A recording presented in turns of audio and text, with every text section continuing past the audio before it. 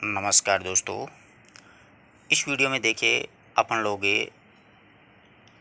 यहाँ तक पिछले वीडियो में अपन ने कर लिए थे कि छायावाद के किस कवि को संवेदनशील इंद्रिय बोध का कवि कहा जाता है, सुमित्रानंदन पंत को। अब अपन यहाँ से शुरू करते हैं। देखिए कई विद्यार्थियों के ऐसे कमेंट्स थे, क्या कि मैं कमेंट डिलीट नहीं करता हूँ, कोई भी विद्यार्थी कुछ भी लिख देता तो वो पढ़ा रहता, कोई दिक्कत नहीं है। तो कि इतना हार्ड पेपर नहीं आएगा, हमारा मोरल डाउन हो रहा है, कुछ मतलब अपने विचार रख रहे थे। मैं उनकी बहुत कदर करता हूँ, बात आपकी सही है, इतना डीपली पेपर नहीं आना चाहिए, परंतु बाय द वे आ गया तो क्या कर सकते हो आप लोग। पहले से ध्यान रखिएगा, ये युद्ध स्थल है, तो युद्ध स्थल में सैन्य अपनी जो सामग्री है ना, उसको साथ में लेकर के जो योद्धा उतरता है पूरी तैयारी के साथ में, वही विजयी होता है। समझ रहे हो बात को। इसी प्रकार अगर अपन डीपली पढ़ रहे हैं ना, तो इजी आ गया तो अपने लिए कोई दिक्कत वाली बात नहीं होगी। दूसरी बात यह है कि इसमें एक ये पेपर डीप नहीं है, ये पेपर जितना आप लोग समझ रहे हो उतना कठिन नहीं है। इसको सिर्फ और सिर्फ क्या है कि आपको समझ के करना है इस पेपर को। चारों ऑप्शनों को बहुत ही धैर्य से, यानी ऐसा प्रश्न नहीं मिलेगा कि मतलब ये सीधा सीधा प्रश्न आप अपन को सर ने पूछ लिया कि संवेदनशील इंद्रिय बोध का कवि, कोई दिक्कत नहीं है। सुमित्रानंद पंत अपन आराम से कर सकते हैं। और अरविंद दर्शन से प्रभावित या इनकी कोई रचना पूछ ली, वो पहले देखो पैटर्न जो था आरपीएससी का पेपर बनाने का, वो पहले का था। अब आप कॉलेज लेक्चरर का जो पेपर है ना, असिस्टेंट प्रोफेसर हिंदी के, मैंने दोनों पेपर डाल रखे हैं, प्लेलिस्ट के माध्यम से आप देख लीजिएगा। सेकंड ग्रेड और फर्स्ट ग्रेड टेस्ट सीरीज नाम करके एक फोल्डर है, उसमें आपको वो पेपर मिल जाएंगे हूबहू जो आरपीएससी ने लिए थे। उनकी लैंग्वेज, उनका तरीका, उनकी भाषा देखिए आप लोग, ठीक ऐसा ही है जैसा गुरुजी ने बनाया। तो गुरुजी वर्तमान परिप्रेक्ष्य को ध्यान में रखते हुए ये पेपर बनाया है, इसलिए इसको घबराने की कोई आवश्यकता नहीं है। अपन यहाँ पर सॉल्यूशन इसी आधार पे करवाया जा रहा है आपको कि आपको इस प्रकार से पेपर को हैंडल करना है, इस प्रकार से आपको पेपर को तैयार करना है, घबराना नहीं है, कोई दिक्कत नहीं है। अब ये जो गद्यांश था ना, पूरा पैटर्न पर आधारित गुरुजी ने पेपर बनाया। सबसे बड़ी बात तो ये है, ऐसा ही पेपर आएगा व्याख्यातावर्ती का। देखिएगा यहाँ पर लिखा है कि जहाँ दैन्य जर्जर, यानी जहाँ पर दीनता और जर्जर, अभाव, ज्वर और पीड़ित है, यहाँ पर जहाँ पर अभाव है, ज्वर से पीड़ित है जनता, जीवन यापन हो मनुष्य को ग्रहित, और जीवन यापन करने के लिए मनुष्य जो है उसको कुछ ग्रहण करना है। युग युग के छाया बाहों से त्रासित, और युग युग की छाया से बाहों से त्रासित यानी वो डरा हुआ है। मानव प्रति मानव मन हो संशकित ने संकित, यानी मानव जो है वो प्रति मानव से संकित नहीं हो। मुक्त जहाँ मन की गति जीवन की रति हो, जहाँ पर मुक्त होकर के मन की गति से जीवन में वो रति रहे, मेला जुला रहे।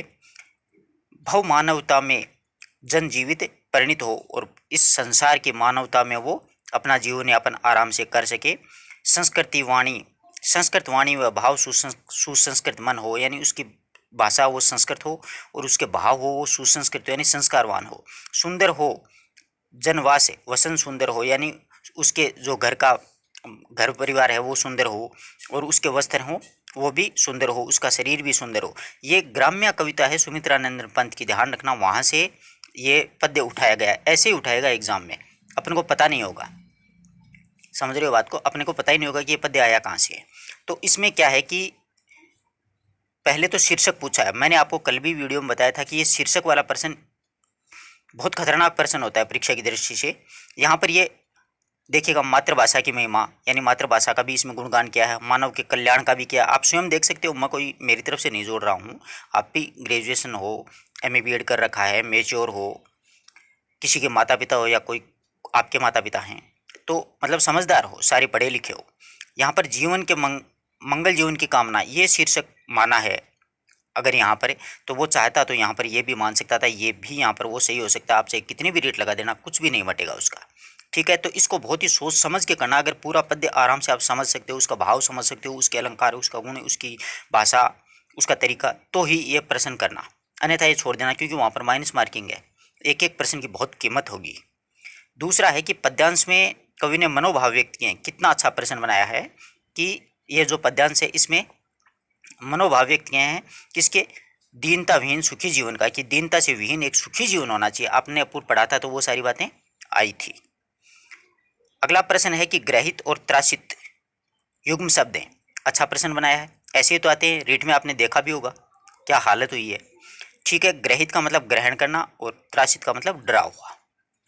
अगला प्रश्न है अपना कि कवि की पंक्तियों का सार अभिरुक्त हुआ है। तो पूरी जो पद्य है अपने सामने, उसका सार यही निकल कर के आता है कि तन मन धन को संपन्न संपन्न प्राणी होना चाहिए, यानी सुख सुविधाओं से संपन्न प्राणी होना चाहिए। तो इस प्रकार से ये प्रश्न है, आप लोग आराम से निकाल लोगे ना, इसमें कोई दिक्कत नहीं होनी चाहिए कि सुंदर तन जनवास वसन सुंदर तन, ये सारा है संस्कृत वाणी। यहाँ पर भाषा पूछता अगला, तो संस्कृत वाणी होनी चाहिए और सुसंस्कृत मन यानी संस्कारवान अपने विचार होने चाहिए। और ये जितने भी 3 4 5 प्रश्न बनाए हैं वो इसी प्रकार के हैं। 10 प्रश्न आएंगे, ध्यान रखना। ये तो आ गया पद्य का, निकाल लोगे ऐसे। अब एक गद्यांश भी आता है।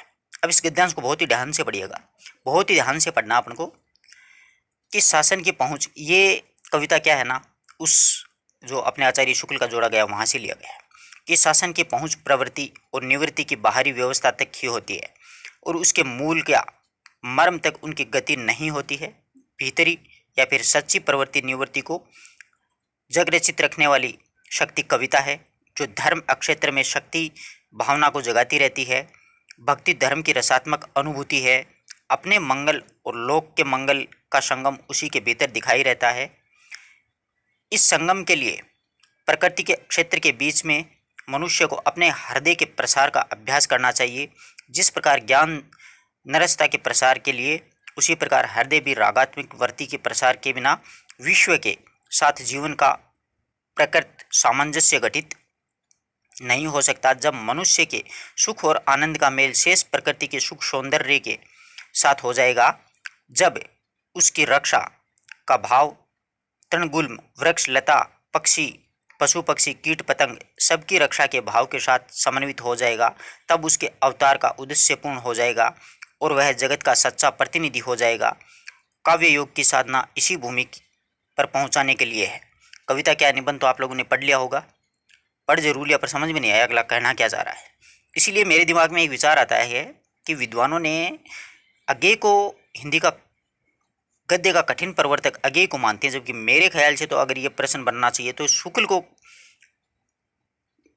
मतलब गद्य का कठिन प्रेत मानना चाहिए। ये इन्होंने ऐसा लिख दिया है, जबकि वो जो अज्ञेय जी हैं उनकी तो कहानियाँ उपन्यास नाटक आराम से समझ में आ रहे हैं, कोई दिक्कत ही नहीं है। ये शुक्ल जी ने पता ही नहीं क्या क्या लिख दिया है।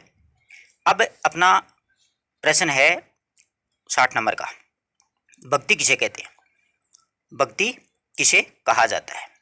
तो इसके नीचे शायद एक आध प्रश्न कोई रह तो नहीं गया है, 1 मिनट देख लेते हैं अपन।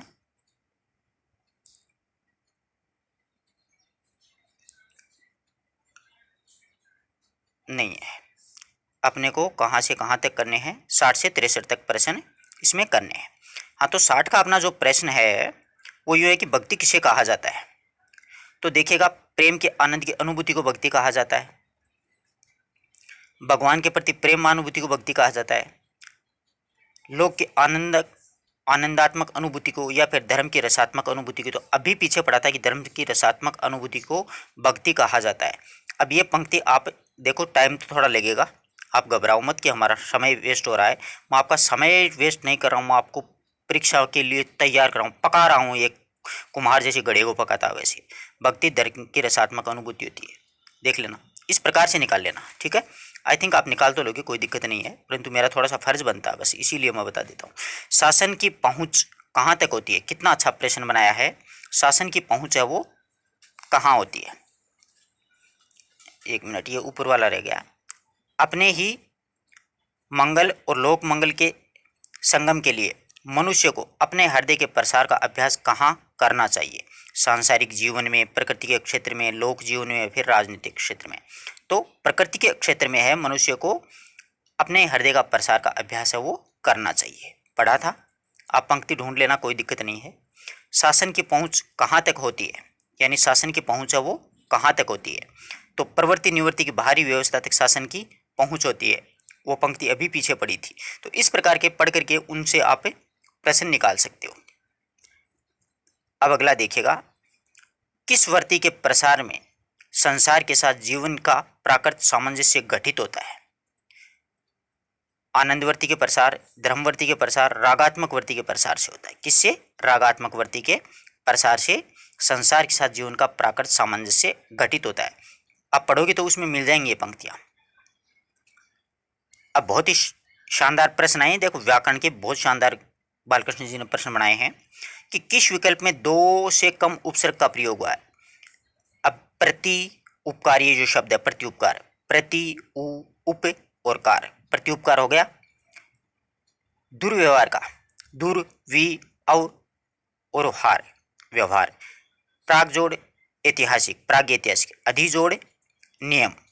तो 64 का जो प्रश्न है इसमें प्रागैतिहासिक शब्द है और एक अधिनियम शब्द है, ये दोनों शब्द आपको बहुत कंफ्यूज करेंगे। इसमें आप निकालोगे अधिजोड़ नियम, निकल गया। इसमें प्राग जोड़ ऐतिहासिक, एक एक ही है, आदेश ज्यादा तो कहेंगे प्रश्न गलत है डिलीट होगा, जबकि ये गलत नहीं है। देखिएगा अधिजोड़ निजोड़ यम, इसमें दो उपसर्ग निकल रहे हैं, अधिजोड़ निजोड़ यम, समझ रहे हो बात को। यहाँ पर प्राग जोड़ ऐतिहासिक, प्रायोगिक, प्राग जोड़ यौगिक शब्द, प्रायोगिक, प्राक जोड़ यौगिक, इसमें दूसरा कोई मतलब शब्द उपसर्ग है वो नहीं निकल रहा है। तो ध्यान रखिएगा, सही उत्तर 64 का क्या हो जाएगा, 3 नंबर ऑप्शन। अब प्रत्यय होते बहुत ही जी पर होते बड़े कठिन भी हैं कि भाववाचक तद्धित प्रत्यय की दृष्टि से असंगत विकल्प का चयन कीजिए। भाववाचक तद्धित प्रत्यय ये पूछा अपन को, मिठास, बंधुत्व, सादगी, विषैला, इसमें अपन को भाववाचक तद्धित प्रत्यय की दृष्टि से असंगत विकल्प का चयन करना है। तो इसमें विषैला जो शब्द है ना वो इनमें सभी में अलग है, जबकि मिठास में भाव है, बंधुत्व में भाव है, सादगी में भाव है, विषैला है इसमें कोई भाव नजर नहीं आ रहा। भाववाचक संज्ञा के शब्द जो होते हैं ना उस वहां पर दिमाग ले जाना एग्जाम में कि हाँ मिठास में एक मतलब एक एहसास हो रहा है, बंधुत्व में भी एक एहसास, यानी जिसको देखा या स्पर्श नहीं किया जा सकता, सिर्फ महसूस किया जा सकता है, वो भाव होता है। देखो जैसे अपने हृदय से कुछ रिश्ते होते हैं ना, कुछ भावनाएं उमड़ती हैं, कुछ हंसी खुशी होती है वो भी उमड़ आती है हृदय में, दुख ज़्यादा तो हृदय में दुख ही उमड़ता है, खुशी के समय हृदय का स्थान है वो बुद्धि ले लेती है, क्योंकि यहाँ पर अपन ज़्यादा सोचने विचारने लग जाते हैं। दुख के समय क्या है कि आदमी बहुत ही कम सोचता है, वो बस हृदय से रोता ही रोता है और कुछ भी नहीं है। तो जो महसूस किया जाता है वो होता है भाव। अब विषैला कोई महसूस करने वाली चीज़ नहीं है, विषैला दिखाई दे देगा, कोई सांप होता है, कोई बिच्छू होता है, कुछ और होता है। आई बात समझ में। अगला देखिएगा, किस विकल्प में सभी शब्द समास की दृष्टि से सुसंगत हैं। ये देखो कर्मचारी चयन आयोग पेपर बनाता है ना, वो मेथड अपना रहे हैं गुरुजी, अच्छी बात है। अपने एक साथ 2 2 3 3 4 4 5 5 प्रश्न सही हो रहे हैं। तो सभी समास की दृष्टि से सुसंगत छांटने अपन को।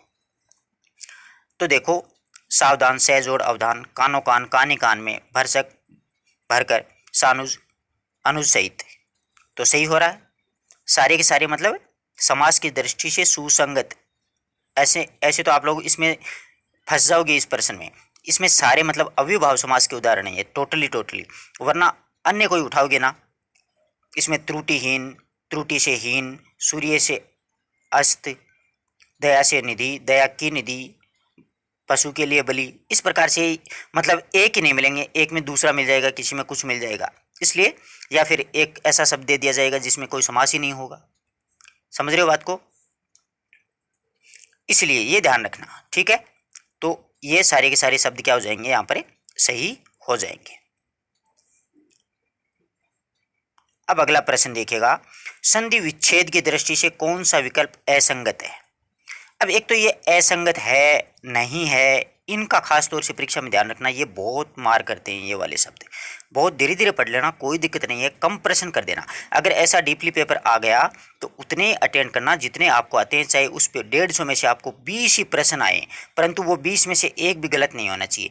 ये नहीं है कि पेपर डीप आ गया तो मैं करता हूँ कि मैं तो 150 टिका देता हूँ, विद्यार्थी की यही सोच होती है, कोई फायदा नहीं होना, आपको 20 में सिलेक्शन दे जाएंगे, वो 20 प्रश्न ही देख लेना चाहिए। ये डीपली का मतलब एक नियम होता है, कठिन पेपर होता है तो उतना ही करो जितना आता है। रिस्क तभी लो तब अपन थोड़े बहुत अपन को कुछ आ रहा है, अन्यथा रिस्क लेने का कोई मतलब नहीं है, इसीलिए सिलेक्शन नहीं होता है विद्यार्थी का, वो रिस्क अथाह ले लेते हैं। तो असंगत है, पतंजलि का पतत जोड़ अंजलि, पुत्रेशना का पुत्र जोड़ एसना, नवोड़ा का नव जोड़ ऊढ़ा, मृत्युंजय का मृत्युम जोड़ जय। दिखने में तो सारे ही सही लग रहे हैं, परंतु ये प्रश्न बहुत खतरनाक है। चलो देखते हैं, ये यहाँ पर देखना, ये ऐषणा नहीं आएगा, ऐषणा आएगा, मतलब ये ऐ की मात्रा ऊपर वाली नहीं आएगी। अगर यहाँ पर पुत्र जोड़ ऐसा होता तो सही होता। और ऐसा प्रश्न आता ना, वहाँ पर ये नवोडा जो शब्द होता ना, ये ज़्यादातर पूछते हैं, इसके ऊ की मात्रा हटा देते हैं एग्जामिनर, और अपन उड़ा उड़ा ज़्यादा ध्यान ही नहीं देते इस चीज़ों में।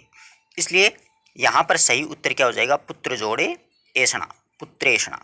यहाँ पर ये ऐषणा लगा दिया।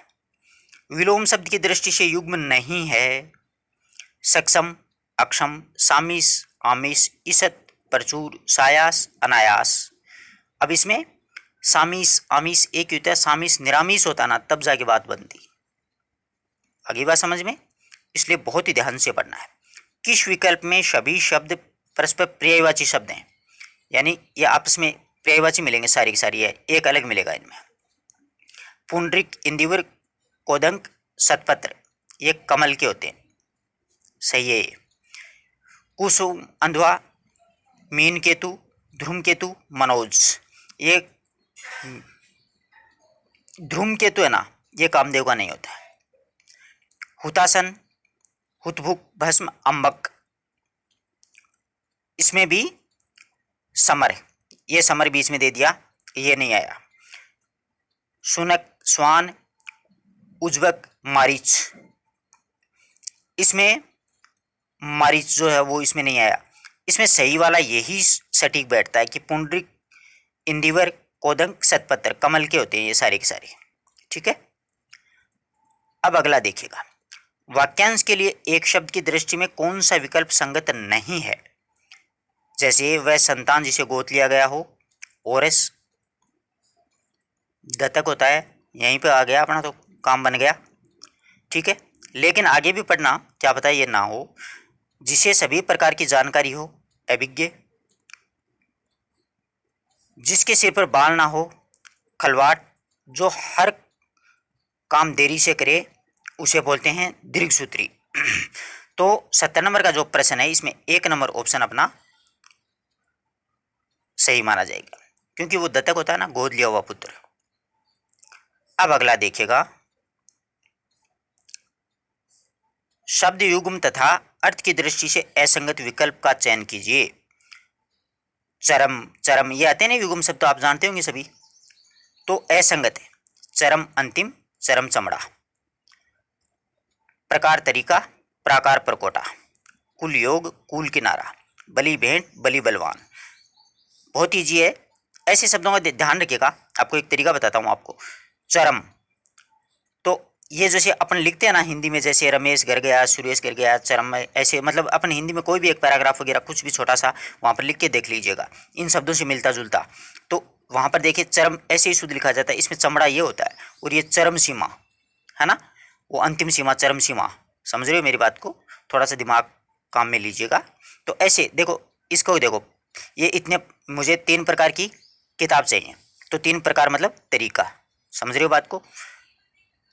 कुंभलगढ़ का प्राकार बहुत चौड़ा है, तो यहाँ पर प्रकोटा हो गया। बलि भेंट हो गई, यानी उसकी मुझसे बली हुई भेंट हुई, यहाँ पर बलि वो बलवान हो गया। कुल यानी कितने लोग थे, कुल लोग कितने थे, तो कुल किनारा।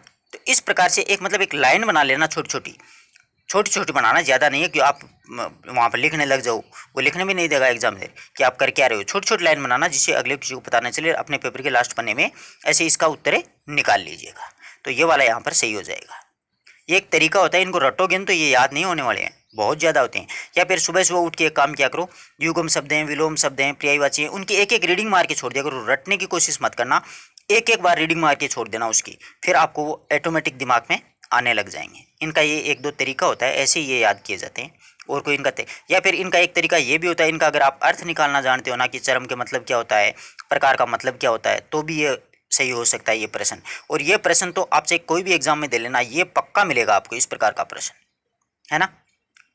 अगला देखो, इला अनेकार्थी पद का अर्थ नहीं है। इला ने देनी आपनी हलरियो हुलराए, आगे समझ में। हाँ, तो 72 नंबर का अपना जो प्रश्न है वो इला ने देनी आपने मतलब भूमि, गाय, सरस्वती। जीव नहीं होती है इला, क्या नहीं होती है, जीव इला नहीं होती है। किस विकल्प में सभी शब्द शुद्ध हैं, अशुद्ध हैं। बहुत ही बढ़िया बात है, सारे शब्द अशुद्ध बताने अपन को। महंगाई, प्रदर्शनी, विध्वंस, द्रौपदी, ये तो सही है। स्वास्तिक, छत्रछाया ये गलत है। एक ही गलत आया अब तक, साम्राज्ञी, शुश्रूषा सही है। ज्योत्सना, सभी शब्द अशुद्ध हैं। 73 नंबर में सभी शब्द अशुद्ध हैं। ज्योत्सना, महत्वाकांक्षा, विरहिणी, रचयिता ये गलत आ गया। पड़ोस, गृहिणी, तत्वाधान, प्रतिनिधि, गृहिणी नहीं गृहिणी होता है। तो यहाँ पर सारे शब्द अपन को क्या पूछे हैं, अशुद्ध पूछे हैं। तो 73 नंबर में है ना, ये वाला ऑप्शन सही है। द्रौपदी में सारे शब्द मतलब दो मात्राएं आती हैं, और प्रदर्शनी होती है सी बड़ी आ जाती है, महंगाई में ई छोटी आती है। इस प्रकार से ये वाला ऑप्शन इसमें क्या हो जाएगा, एकदम सही हो जाएगा। शुद्ध वाक्य वाले विकल्प का चयन कीजिए। शुद्ध विकल्प वाले वाक्य का चयन कीजिए। मुझसे ये काम संभव नहीं हो सकता। मुझसे ये काम संभव नहीं हो सकता। संभव नहीं है सीधा ही बोल देता, नहीं हो सकता, कोई मतलब ही नहीं है। थोड़ी देर बाद वे वापस लौट आएंगे, थोड़ी देर में आ जाएंगे, वापस लौट आएंगे, इसका कोई मतलब नहीं है। चाहे वैसा हो तुम वहाँ, चाहे जैसा हो तुम वहाँ जाओ, ये शब्द तो केवल संकेत मात्र है। 3 नंबर ऑप्शन इसमें बिल्कुल शुद्ध है। पढ़ के देख लो, चाहे वैसा हो तुम वहाँ जाओ। इनको आप पढ़ना धीरे धीरे परीक्षा हॉल में बैठ के, और फिर खुद ही मतलब कॉमन सेंस से सही होगा ये आपका। इसको क्या रटोगे आप, कितने के रटोगे, अगला कुछ भी दे देगा। ये रटने वाली चीज़ ही नहीं है, ये समझने वाली चीज़ है। ये तो आप आराम से सही कर ही दोगे, परंतु कई कई बार क्या है कि ऐसी ऐसी लोकोक्ति टिका देता है अगला कि अपन सोचते रहते हैं। इसका अर्थ निकालना अगर आपको आता है तो आप आराम से कर दोगे। मुद्दुई सुस्त तो गवाह सुस्त, आराम से कर दोगे, इसका कोई दिक्कत नहीं आएगा आपको। कि जिसका काम है वो उसकी अपेक्षा दूसरों को अधिक चिंतित होना, कि मद्दुई सुस्त है कि मेरा काम है मैं तो सुस्त पड़ा हूँ, जैसे पढ़ने का काम आपका, जबकि परेशान मैं हो रहा हूँ यूट्यूब पे, और गवाह सुस्त है और आप लोग आराम से मजे सो रहे हो, कि ये नहीं पता है कि सिलेबस में आएगा क्या क्या नहीं आएगा। तो ये वाली बात है यहाँ पर, ठीक है। इसलिए सतर्क रहो, जो भी जहाँ भी अच्छा कंटेंट मिले तुरंत उसको नोट करो। किस विकल्प में मुहावरे का भावार्थ गलत है। प्रश्नों की भाषा कुछ ज़्यादा ही डीपली बनाई है सर ने। अब अगला देखो, 76 नंबर का जो प्रश्न है उसमें कान खड़े होना, सतर्क होना, सही बात है। पत्थर की लकीर होना, एमिट या पक्की बात होना। कन्नी काटना, धोखा देना। सिर धुनना, पश्चाताप करना। कन्नी काटना धोखा देना नहीं होता है, ठीक है। इसलिए मतलब ये वाला ऑप्शन सही हो जाएगा। कन्नी काटना मतलब इधर उधर खिसक जाना, टालम टोल करना, यानी बात को घुमाना फिराना। अब आपको इतने शानदार प्रश्न आए हैं, ये आप नोट करते जाइएगा। साथ साथ में तो व्याकरण वाले भी गौर कीजिएगा। देखो व्याकरण धैर्य से ध्यान से पढ़ के करना है सब, हर एक प्रश्न को।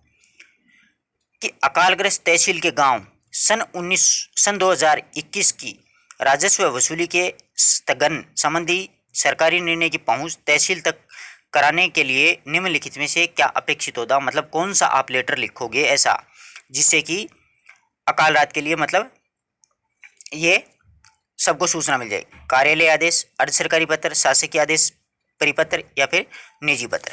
तो ध्यान रखिएगा, ये जो अनेक लोगों के तक सूचना पहुंचाई जाती है ना, वहां पर परिपत्र काम में लेता है। परिपत्र एक्चुअल में होता क्या है, परिपत्र वो होता है जिसके माध्यम से कोई भी सूचना या कोई भी जो निर्देश होता है वो एक साथ अनेक कार्यालयों, विभागों या अधिकारियों या कर्मचारियों तक पहुंचाया जाता है ना, उसे परिपत्र कहते हैं। तो अकालग्रस्त तहसील के गांवों 2021 में राजस्व वसूली के स्थगन संबंधी सरकारी निर्णय की पहुंच तहसील तक कराने के लिए, देखो ऊपर से आता है ना ऑर्डर सरकार से, तो नीचे तहसील, फिर नीचे ग्राम आ जाएगा। तो ये शासकीय आदेश परिपत्र होगा, इसको ध्यान रखिएगा। गस्ती पत्र के नाम से भी जाना जाता है, ठीक है ना। अच्छा प्रश्न है, अगला देखिएगा। निम्न में से कौन सा एक निविदा का भेद नहीं है। बहुत अच्छा प्रश्न है।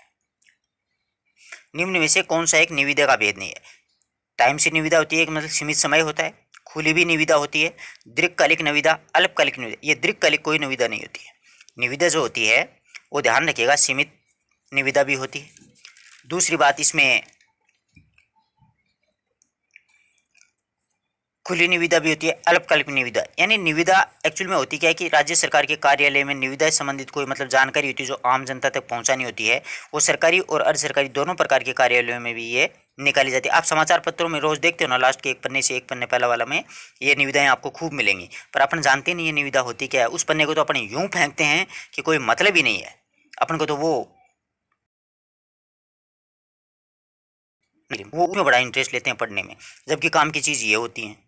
बहुत से विद्यार्थियों को नहीं पता होता है कि समाचार पत्रों में ये चीज़ें आती हैं, रियलिटी में आती हैं। आप लोग आज से ही समाचार इनको याद मत कर दो, बल्कि अखबार होता है ना उसका वो, मैं आपको बता रहा हूँ, वो निविदा वाला पन्ना वो देख लेना आप लोग। ऊपर ऊपर लिखा हुआ और मिलता है उसमें कि ज्ञापन है, ये निविदा है, ये विज्ञप्ति है, सब कुछ लिखा हुआ रहता है। अगला देखिएगा, ऐसी सूचना जिसको छपाने या फिर प्रकाशित कराने का वैधानिक दायित्व हो तो उसे गजट में छपवाया जाता। बहुत शानदार प्रश्न है, तो आराम यहीं पे सही कर दोगे आप लोग। किंतु गजट के अलावा अखबार या फिर प्रेस के लिए भी प्रकाशित सामग्री होती है, उसे क्या कहा जाता है, यानी उसको आप लोग सरकारी जो होता है ना उस गजट में भी आप इसको छपवा सकते हो, लेकिन अगर आप नहीं चाहो तो उसको वहाँ पर नहीं छपवा करके समाचार पत्रों आदि में भी आप छपवा सकते हो। तो ध्यान रखिएगा, विज्ञप्ति जो होती है ना वो होती है, विज्ञप्ति को आप क्या है कि सरकारी वैधानिक दायित्व गजट में छपाना होता है, किंतु गजट अगर नहीं हो अखबार समाचार पत्रों के माध्यम से भी आप उसकी सूचना को दे सकते हो, तो वो क्या होती है, विज्ञप्ति, या फिर उसको विज्ञापन कहते हैं। इसमें सरकारी और निजी संस्थाएं जो होती है वो जो अपना निर्णय लेती हैं, जिसकी घोषणा का जो निर्देश वगैरह आदि होती हैं, उससे संबंधित सूचनाएं वो व्यक्तियों तक पहुंचाने चाहते हैं, आम जन तक, तब उसको समाचार पत्रों में छपवा दिया जाता है। ठीक है। अर्ध सरकारी पत्र के संबंध में कौन सा कथन गलत है, ये शानदार प्रश्न है। आई थिंक यह प्रश्न परीक्षा में पूछा भी जा सकता है। अर्ध सरकारी पत्र के लिए आपको बहुत ही अच्छी जानकारी, मतलब पूरी जानकारी होनी चाहिए। इसकी भाषा आदेशात्मक नहीं होती है। ठीक है, अर्ध सरकारी पत्र का ध्यान रखना, आदेशात्मक नहीं होती है इसकी। इसमें पत्र प्राप्तकर्ता को पदनाम से संबोधित किया जाता है। इसके शीर्ष के बाईं ओर से प्रेषक का नाम, पदनाम का नाम लिखा जाता है। इसमें सबसे ऊपर कार्यालय, विभाग आदि का नाम व स्थान आदि का उल्लेख होता है। इसमें मतलब अपन को गलत कथन है वो निकालना है। तो इसमें गलत कथन जो है ना, इसको पदनाम से संबोधित नहीं किया जाता, बल्कि उसको सीधे ही संबोधित किया जाता है कि प्रिय रमेश कुमार, यानी एक मित्रता का भाव होता है इसमें। अर्ध सरकारी जो पत्र होता है ना, इसमें जो समकक्ष अधिकारी होता है, जो समकक्ष अधिकारी को, अधीनस्थ को, मतलब जो पत्र लिखता है वो व्यक्तिगत रूप से उसको ध्यान आकर्षित करवाने के लिए लिखता है, और उसके लिए संबोधन में प्रिय, श्री, आदरणीय आदि शब्दों का प्रयोग है वो किया जाता है। ये ध्यान में रखना, उसका पदनाम कभी भी नहीं लिखता वो एक दूसरे से मित्र होते हैं वो। इसमें अनौपचारिकता का पूट होता है, जबकि सरकारी पत्रों में औपचारिकता का पूट होता है। ये ध्यान रखिएगा। ठीक है, 2 नंबर ऑप्शन इसमें सटीक कर देना। अगला प्रश्न देखिएगा, बहुत अच्छे अच्छे प्रश्न हैं, आप इन प्रश्नों को नोट भी कीजिएगा साथ साथ, या फिर पूरा पेपर होने के बाद मैं आपको पीडीएफ भी उपलब्ध करवा दूंगा टेलीग्राम पे। गुरुजी ऐसे नहीं है, आप लोग देखते होंगे कि कई लोग ये कहते हैं कि हम पीडीएफ दे देंगे तो हमारा कंटेंट लीक हो जाएगा, हमने पता नहीं ऐसा क्या पढ़ा दिया या क्या लिख दिया पीडीएफ में कि लोगों के पास पहुंच गई तो लफड़ा हो जाएगा। फिर आप पढ़ा क्यों रहे हो? जब लोगों को आप देना ही नहीं चाहते, उससे पैसे ही हटना चाहते हो, तो सीधा ही बोल दो ना यार, इसमें पीडीएफ देने से क्या। लिखते कहाँ से? उन्हीं किताबों से आप लिखते हो, उन्हीं किताबों से हम लिखते हैं, उन्हीं किताबों से बच्चे पढ़ते हैं। फिर भी कुछ लोग होते हैं, परंतु अपन देंगे आपको, आप घबराने की आवश्यकता नहीं, आपको ये सारे पेपर मिलेंगे। और इस पेपर को अगर आप वैसे करना चाहते हो ना, मान लो आप त्योरी नहीं जा सकते, तो डिस्क्रिप्शन में आपको मैं एप्लीकेशन का लिंक दूंगा, एक पूर्व अभ्यास नाम करके एक ऐप है, उसमें आपको ये पेपर मिलेगा। वहाँ पर आप अपनी जांच परख भी कर सकते हो, सॉल्यूशन आपको यहाँ पर यूट्यूब पे हो जाएगा। अगर फ्री ऑफ कॉस्ट जाके देना चाहते हो तो त्योरी जा करके दे देना बालकृष्ण जी सर को, कोई दिक्कत नहीं है वहाँ पर। दूसरा, आप पैसे दे करके, मतलब 100, 150, 50, शायद मुझे फीस का नहीं पता है, देखो उस वो एप्लीकेशन में आप देख लेना, वहाँ पर आप ये टेस्ट दे सकते हो कहीं पर भी बैठे हो, क्योंकि दूर वाले नहीं आ सकते। और अगर आप सिर्फ सॉल्यूशन चाहते हो तो आपके सामने फ्री ऑफ कॉस्ट सेवाएं मिल रही हैं। हम तो सब कुछ, मतलब एक के ये होता है सेवा, समाज सेवा की भावना कि सब कुछ वैसे ही मिल रहा है आपको। इसमें आपको घर बैठे आराम से हर एक प्रश्न का सॉल्यूशन मिल रहा है। चलो अगला प्रश्न देखते हैं, अधिसूचना के संबंध में कौन सा कथन असंगत है? अधिसूचना, इसका प्रकाशन गजट राजपत्र में होता है। राजपत्र मतलब गजट को ही बोलते हैं। अधिसूचना का संयुक्त सचिव या फिर उसके उच्च अधिकारी के हस्ताक्षर होते हैं। ठीक है, अधिसूचना प्रेषित अधिकारी को संबोधित करके लिखी जाती है। अधिसूचना में स्पष्ट लिखा जाता है कि यह है राजपत्र के किस भाग खंड में प्रकाशित हुई है। इसमें पहला, दूसरा और चौथा ऑप्शन सही है, अधिसूचना प्रेषित अधिकारी का कोई नाम वाम का कोई इसमें लफड़ा नहीं होता है। अधिसूचना कुछ विशेषताएं होती हैं, ये सरकार के राजपत्र यानी गजट में प्रकाशित होने वाली होती है। अधिसूचना आम जन जो होता है उसके सरकारी कार्यालयों से संबंधित या फिर अधिकारियों कर्मचारियों को जानकारी देने हेतु लिखी जाती है। अधिसूचना इनमें यह बताना आवश्यक होता है कि यह राजपत्र यानी गजट में प्रकाशित हुई है, यानी किस भाग या अनुभाग में यह प्रकाशित हुई है, यानी अनुभाग संख्या लिखी हुई थी इसे। इसमें किसी प्रकार का कोई संबोधन नहीं होता है, जबकि इसमें संबोधित करते हुए लिखा जाता है ना। ये वाला उत्तर निकल गया। इस प्रकार से देखो, अगर आपको अधिसूचना के बारे में पूरी जानकारी है तो ही आप इसका उत्तर दोगे, अन्यथा तो इसका उत्तर दे ही नहीं सकते। तो ये कठिन नहीं है ये पेपर, ये पेपर सोच समझ के करने वाला पेपर है। समझ रहे हो ना बात को, आराम आराम से सोच समझ के करोगे तो ये बहुत अच्छा रहेगा। बहुत ही शानदार प्रश्न आया है ज्ञापन का। ज्ञापन के बारे में है कि कौन सा कथन असंगत है। तो देखते हैं, ज्ञापन सदैव अन्य पुरुष और क्रमवाच्य शैली में लिखा जाता है। ठीक है, ध्यान रखिएगा, अन्य पुरुष क्रमवाच्य शैली में लिखा जाता है। ज्ञापन में वर्णात्मक न होकर विषय अनुरूप संक्षिप्त होते हैं। ठीक है, ज्ञापन में एक से अधिक अनुच्छेद होने पर प्रथम अनुच्छेद के पश्चात अनुच्छेदों की मतलब संख्या लगाई जाती है, 1 2 3 4 5 ऐसे। ज्ञापन में संबोधन में महोदय एवं स्वनिर्देश के रूप में बहुधीय शब्द का प्रयोग किया जाता है। अब इसमें अपन को ज्ञापन के संबंध में असत्य कथन पूछा है, तो इसमें 4 नंबर जो ऑप्शन है वो गलत है। ज्ञापन में क्या है कि अधिकारी का पदनाम हस्ताक्षर वो होते हैं, बहुधीय वगैरह इसमें कुछ भी नहीं लिखा जाता है। ज्ञापन एक्चुअल में क्या होता है, देखिए, ज्ञापन का प्रयोग विभिन्न जो मंत्रालय होते हैं उनके मध्य से सूचनाओं के आदान प्रदान हेतु दिया जाता है। ज्ञापन का प्रयोग एक विभाग के अंदर से दूसरे विभाग में किया जाता है, अन्य पुरुष शैली में लिखा जाता है। इसमें किसी प्रकार का कोई संबोधन नहीं होता है, अंत में बहुधीय आदि भी नहीं लिखा जाता है। और इसमें यही ऑप्शन दिया है कि ज्ञापन में संबोधन में महोदय स्व निर्देशन। इसलिए अपन को ज्ञापन के बारे में 3 4 पंक्तियां हैं तो वही तो याद करनी है, उसमें से एक निकाल देंगे, कोई दिक्कत ही नहीं आएगी।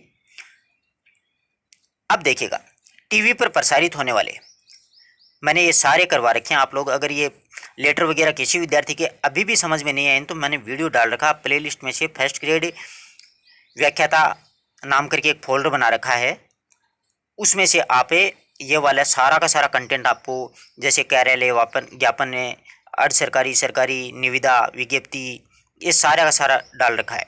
एक बार उस वीडियो को देख लीजिएगा और उसके नोट्स भी बना लीजिएगा, आपके प्रश्न गलत नहीं होंगे। मिलान कर लीजिएगा चाहे इन प्रश्नों में और उन वीडियोज़ में, कोई परिवर्तन नहीं आएगा। तो टीवी में प्रसारित समाचार पत्रों के संबंध में कथन सही है। अब टीवी में समाचार पत्र कैसे प्रसारित होते हैं कि प्रदर्शनियों के कथन, इसमें क्या है कि प्रदर्शनार्थियों को के कथन दिखा और सुना करके खबरों को प्रामाणिक बनाना एंकर बाइट कहा जाता है। मैंने ये पढ़ाया था ना, तो उसमें ये सारी बात बताई थी। एंकर पैकेज में एंकर बाइट का समावेश नहीं होता है। ट्राई एंकर में समाचार के साथ दृश्य भी दिखाए जाते हैं। टीवी समाचार पत्र में केवल या फिर बाइट्स ही होते हैं जो खबर बनाने के लिए इस्तेमाल किए जाते हैं और कोई आवाज़ नहीं आती है।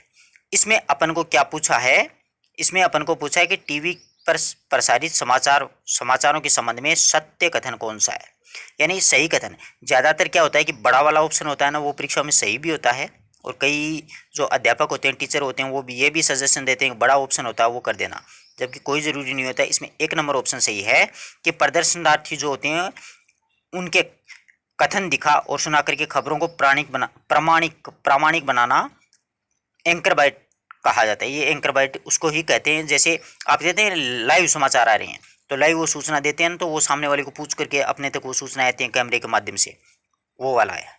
ये वाले देख लेना, मैंने करवा रखा है सारा प्ले लिस्ट में। रेडियो समाचारों के संबंध में कौन सा कथन असंगत है, इसमें असंगत पूछ लिया अपन को। रेडियो समाचार पत्रों में भाषा तत्संबंध प्रधान तथा आलंकारिक होती है, यही इसमें वैसे गलत है, जबकि सही उत्तर इसका यही होगा। इसमें आम बोलचाल भाषा के शब्दों का प्रयोग किया जाता है। मैंने वो वीडियो अगर किसी विद्यार्थी ने देखा है तो ये बात आपको अभी भी याद आ रही है दोबारा कि इसमें आम बोलचाल शब्दों का प्रयोग होना चाहिए, ऐसी भाषा जिसे समाचार वाचक या वाचिका आसानी से बोल सके। इसमें बोलचाल की भाषा ही नहीं, सटीक मुहावरे का प्रयोग। देखो सारी बातें मैंने ये तीनों चारों लिखा है। तत्संबंधी इसमें नहीं होना चाहिए, ये भी लिखाई है, देख लो चाहिए आप लोग, मैं कोई झूठ नहीं बोल रहा हूँ। समाचार के 6 ककारों में अंतिम जो 2 ककारें क्या कैसे की प्रकृति क्या होती है, यानी मतलब इसका मतलब क्या होता है, मैंने वो भी बताया यार। इससे ज़्यादा और क्या बता सकते हैं आप लोगों को। अब देखिएगा, ये कितना नंबर आ गया, 84। हाँ, 85 नंबर देखिएगा कि समाचार लेखन में 6 ककारों के अंतिम रूप में क्या होता है। तो इसमें क्या और कैसे, यानी ये हुआ क्यों, ये किस प्रकार से हुआ, इसका कारण जानना वो चाहते हैं कि भाई ये जो घटना घटी है उसमें वो हुआ कैसे, समझ रहे हो बात को। तो हुआ कैसे उसकी जानकारी के लिए ये बातें हैं वो सारी बताई जाती हैं। ठीक है, विवरणात्मक जो होता है ना, उसमें इसी के लिए जो 6 ककार्य प्रयोग किए जाते हैं उसका यही होता है कि इसका कारण क्या हुआ, कब, कौन, कहाँ, कैसे, किसे, क्यों, ऐसे जो 6 ककार्य दिए जाते हैं उसमें अंतिम जो होता है ना, क्या, क्यों और कैसे, उसका मतलब विवरण की ये बात हुई क्यों, कैसे हुई, किस कारण से घटित हुई, वो सारी बातें इसी में शामिल होती हैं। तो इस प्रकार से आप लोग इसका उत्तर है वो निकाल सकते हैं। वो वीडियो आप एक बार जरूर देखिएगा।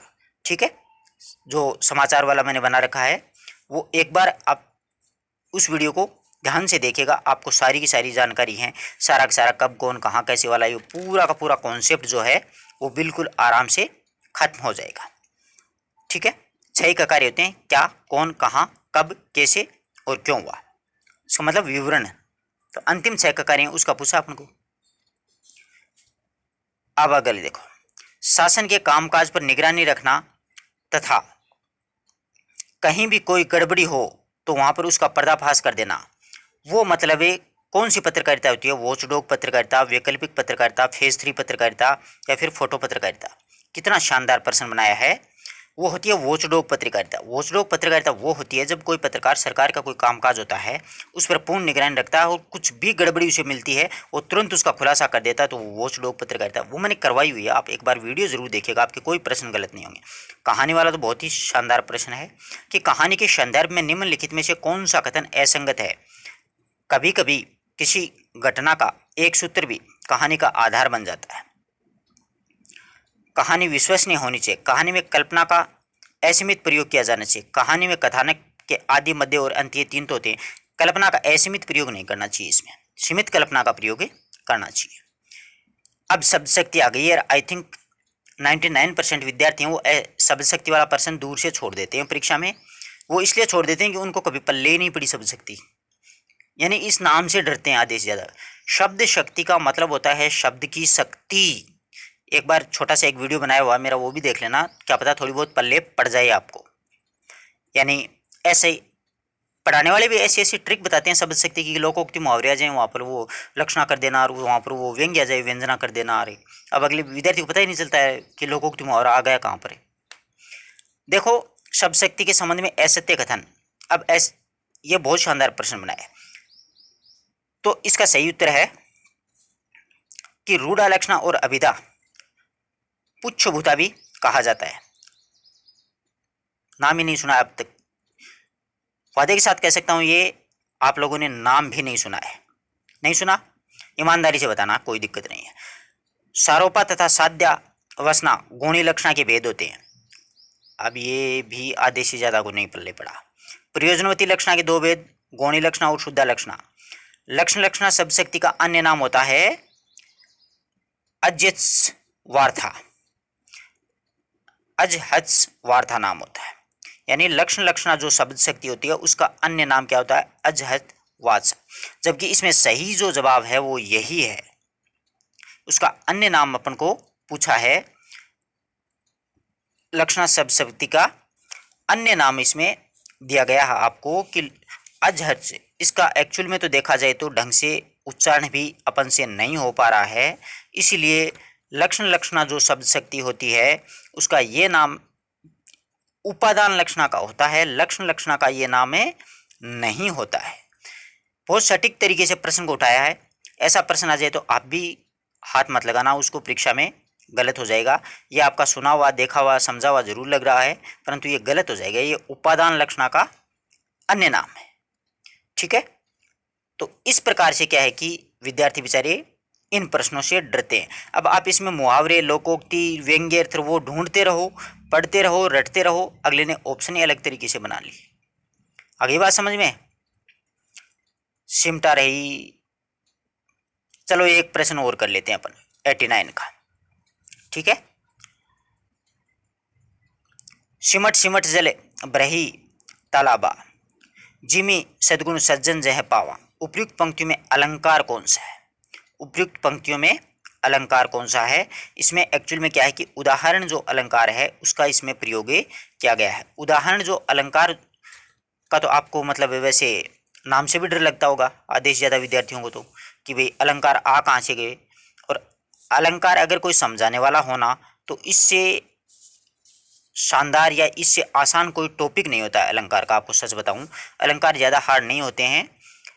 अलंकारों में कुछ एक मतलब आपको बता दूं कि जैसे पहचान की ट्रिक्स होती हैं, उनके माध्यम से आप अलंकार को पकड़ सकते हो, वरना एक एक दोहे में तीन तीन चार चार अलंकार आपको मिल जाएंगे। उदाहरण जो अलंकार होता है उसके बारे में थोड़ा सा बता दूं कि जहां पर उदाहरण अलंकार में जो, जैसे, जिमी इत्यादि जो शब्दों का प्रयोग कर दिया जाता है ना, वहां पर कौन सा अलंकार माना जाता है? उदाहरण अलंकार माना जाता है। इसमें आप शब्द पकड़ना सीख लेना, जिमी शब्द आ गया है तो ऐसे ही आप इसके मतलब प्रश्न सोल्व कर सकते हो परीक्षा की दृष्टि से। ये तरीका बहुत ही सटीक होता है कि इसमें ऐसे ऐसे शब्द पकड़ लेना, उपमा अलंकार में ऐसे पकड़ लेना, उत्प्रेक्षा में ऐसे पकड़ लेना, विभावना में ऐसे, इस प्रकार से ही वो प्रश्न अपना सही होता है। वरना एक ही दोहे में तीन तीन चार चार अलंकार हो सकते हैं। ये भी बात बिल्कुल सही है। एक और देख लेते हैं। शिव औरंगे जीती सके और राजा राव, जिथि मंथ ने सिंह बिनु अन्न ने घाले घाव। यानी उसमें कौन सा अलंकार है? तो इसमें कौन सा है? दृष्टांत अलंकार जो है उसका प्रयोग किया गया है। दृष्टांत अलंकार का मतलब ये होता है कि इसमें सत्यता प्रमाणित करने के लिए उसी से मिलता जुलता दूसरा उपमान रख दिया जाता है। यानी उससे मिलता जुलता ही दूसरा उपमान रख देते हैं। वहां पर कौन सा अलंकार होता है? दृष्टांत अलंकार होता है। जैसे शिवाजी थे ना, शिव औरंगजेब जीत सके, यानी शिवाजी ने ही औरंगजेब को जीता है। और न राजा राव, और कोई भी राजा और राव है वो औरंगजेब की तरफ मतलब आंख उठा करके नहीं देखता था। यानी भूषण का है ये छंद, ये दोहा। जिथि मथ न सिंह बिनु, यानी जहां पर है जिसके माथा नहीं है शेर के समान, सिंह की बिनाई, आन ने घाले घाव, और फिर वो अपनी आन मान श्रेयता के मतलब कोई भी इसके हाथ नहीं डालता है। सभी उससे डरते हैं, जिस प्रकार से शेर से सब लोग डरते हैं उसी प्रकार से औरंगजेब से डरते हैं। तो शिवाजी जो है ना, उस शिवाजी को यहाँ पर शेर बताया कि शिवाजी शेर हैं, वो औरंगजेब है वो उनसे डरता है। जैसे छोटे जानवर हैं वो शेर से डरते हैं, वैसे शिवाजी वो औरंगजेब है वो शिवाजी से उसी प्रकार से डरता है। जैसे जिसके कोई मतलब जो शरीर होता है उस पर कोई माथा वगैरह नहीं है। तो इस प्रकार से एक उपमान है जो है उसकी सत्यता प्रकट करने के लिए उसके उसी प्रकार का दूसरा उपमान रख दिया जाता है, वहां पर दृष्टांत अलंकार होता है। तो आशा करता हूं कि यहाँ तक के प्रश्न अपने अच्छे से समझ में आए होंगे। किसी प्रश्न में कोई डाउट हो तो आप लोग पूछ सकते हो। अपन पूरा पेपर करेंगे आगे। अभी काव्य शास्त्र आएगी, उसमें बहुत मजा आएगा आपको। पूरी काव्य शास्त्र में इन्हीं प्रश्नों के माध्यम से पूरी काव्य शास्त्र करवा दूंगा, देख लेना चाहिए। अब रोड़ा छंद वगैरह। अगर वीडियो अच्छा लगा तो अपने 5-5 मित्रों को शेयर कर देना यार दोस्तों, बस आप इतना ही कर देना। मैं आपको इसी प्रकार का कंटेंट उपलब्ध करवाता रहूँगा। धन्यवाद दोस्तों, मिलते हैं एक नए वीडियो नए टॉपिक के साथ।